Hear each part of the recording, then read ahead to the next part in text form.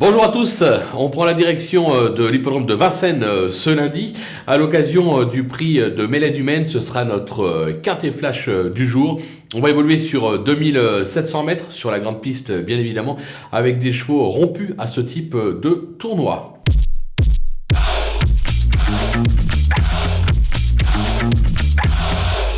On attaque avec nos bases et le numéro 3, Domino Dream, qui est au mieux, comme l'attestent ses dernières performances. Il est confirmé sur cette piste, sauf incident. Il doit jouer le podium, il doit même jouer tout simplement la gagne. Attention avec le 16.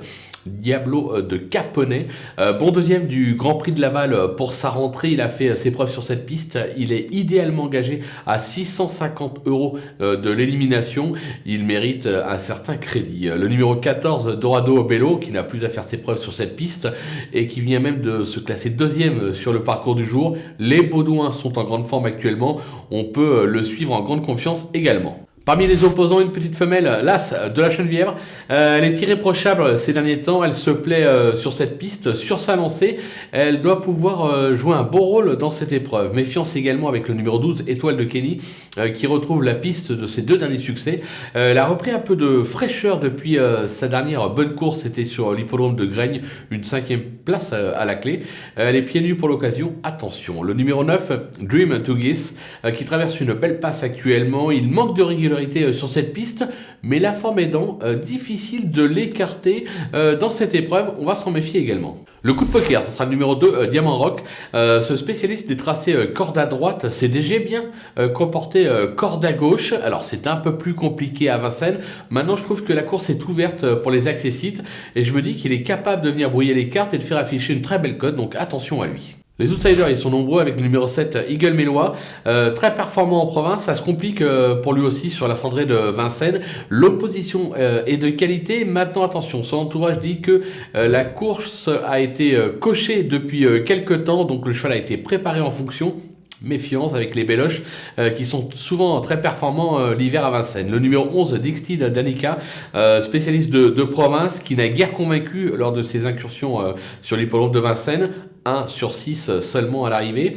Maintenant, là aussi, l'entourage est très confiant et s'ils l'ont préparé, s'ils l'ont un petit peu bougé le matin à l'entraînement, ça peut être amusant pour une 4-5e place. Le numéro 13, Eamon Cruz, qui a fait ses preuves sur cette piste, mais qui excelle surtout sur les 2100 mètres.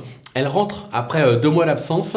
Je pense qu'elle aura de meilleurs engagements plus tard, mais dès ce lundi, une petite place. Pourquoi pas. Le numéro 8, Dream, qui n'a pas convaincu lui aussi ces derniers mois et qui reste surtout performant sur les tracés de province. Mais là encore, son entourage l'annonce en progrès, dit que le cheval tourne de mieux en mieux. Ça peut être une petite révélation dans cette épreuve à belle cote. Et enfin le 5, El Diablo Dot, qui a été requalifié en octobre dernier sur l'hippodrome de Mêlée. Il manque encore de rythme, ça c'est évident. De plus, moi je le préfère nettement en province.